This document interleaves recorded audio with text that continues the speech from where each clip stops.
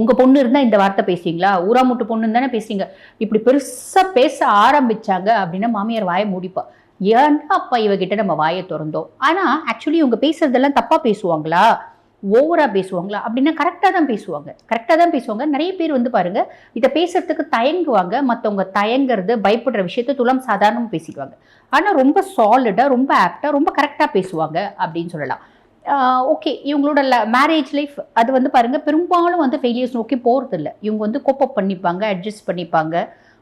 அதையும் மீறி நான் சொன்ன மாதிரி ஒத்தே வரல, சுய ஜாதகம் கம்பேட்டபிலிட்டி ஒத்து வரல, வசிய பொருத்தமே இல்லை, இன்னும் எத்தனையோ பொருத்தங்கள் இருக்குது, இதெல்லாம் இல்லை அப்படின்னும் போது அது பிரிவினை அப்படின்னா சந்தோஷமாக இவங்களே சொல்லிவிடுவாங்க, உனக்கு எனக்கு ஒத்து வராது, நான் வந்து எவ்வளோ அட்ஜஸ்ட் பண்ணி உங்ககிட்ட வாழ்ந்து பார்த்தேன், நீ அது வந்து திருந்துற மாதிரி தெரியல, ஸோ நீ எனக்கு வேண்டாம் அப்படின்றத சாலிடாக சொல்லிட்டு அவங்க காலில் அவங்க நிற்பாங்க.